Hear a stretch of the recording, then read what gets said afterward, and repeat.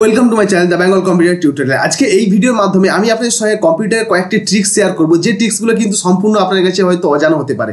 তো এই ট্রিক্সগুলো কিন্তু ফলো করলে আপনি কম্পিউটারে একজন স্মার্ট পারসন অথবা কম্পিউটারে একজন স্মার্ট ইউজার হয়ে উঠতে পারবেন এবং আপনি সবাইকে কিন্তু অবাক করে দিতে পারবেন, যে ট্রিক্সগুলো কিন্তু বেশিরভাগ মানুষেরই জানে না। তো চলুন আর দেরি না করে তো দেখে নেওয়া যাক সেই ট্রিক্সগুলো কী রয়েছে। তো দেখুন, ফার্স্ট আমরা ফোল্ডার সবাই চিনি।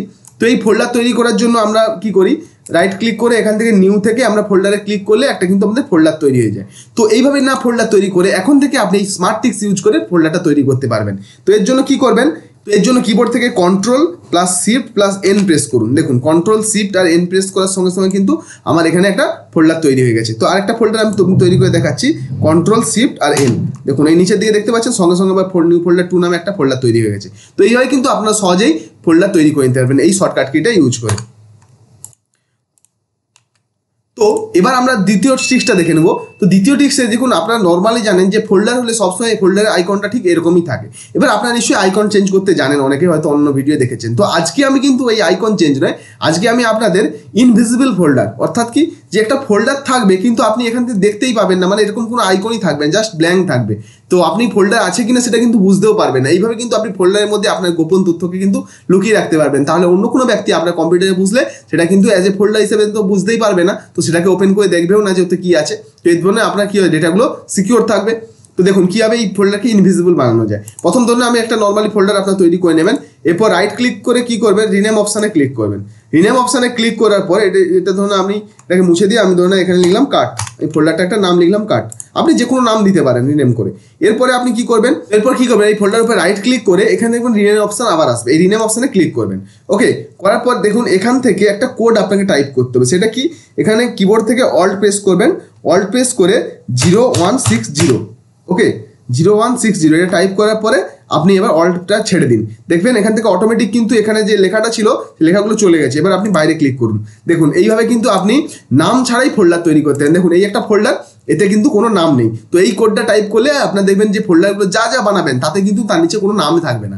এইবার আমরা কি করবো, এই ফোল্ডারে যেমন নামটাকে আমরা তুলে দিয়েছি সেরকম এই ফোল্ডারের যে আইকন এটাকেও আমরা ইনভিজিবল করে দেবো, অর্থাৎ দেখাই যাবে না। দেখুন কীভাবে করা যায়, এটা খুব ইন্টারেস্টিং হতে চলেছে। তো এবার আমি কি করবো, এবার রাইট ক্লিক করবো, রাইট ক্লিক করে এখানে প্রপার্টিজ অপশন আছে, তো প্রপার্টিজ অপশানে ক্লিক করবো। তারপরে এখানে দেখবেন ডান দিকে কাস্টমাইজ অপশন আসবে, এই কাস্টমাইজে ক্লিক করবেন। করার পর এখানে চেঞ্জ আইকন বলে একটা অপশন রয়েছে, এই চেঞ্জ আইকনে ক্লিক করে আপনি আপনার ফোল্ডারে যদি আইকন চেঞ্জ করতে চান তো এখান থেকে যে কোনো একটা সিলেক্ট করে নিতে পারেন। এবার যেহেতু আমরা ইনভিজিবল করবো তার জন্য একটা ইনভিজিবলের আইকন এখান থেকে আমার সিলেক্ট করে নিতে হবে।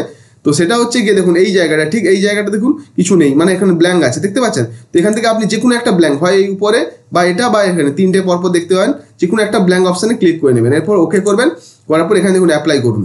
দেখুন অ্যাপ্লাই করার সঙ্গে সঙ্গে আপনি ওকে করবেন। দেখুন এই যে আমার ফোল্ডারটা দেখতে পাচ্ছেন, এই ফোল্ডারটা কি কোনো দেখা যাচ্ছে, কোনো আইকন রয়েছে এখানে, এরকমভাবে ইনভিজিবল কিন্তু থেকে যাবে। এবার দেখুন আমি এটার উপর ডবল ক্লিক করে ওপেন করে আপনাকে দেখিয়ে দিচ্ছি, দেখতে পাচ্ছেন এটা ফোল্ডার কিন্তু, দেখতে পাচ্ছেন। তো এইভাবে কিন্তু আপনাকে সহজেই এইভাবে কোনো ফোল্ডারকে ইনভিজিবল অবস্থায় রাখতে পারবেন। এবার আপনি এতে যাবতীয় সমস্ত কাজ করতে পারেন যদি আপনি কপি পেস্টও করেন।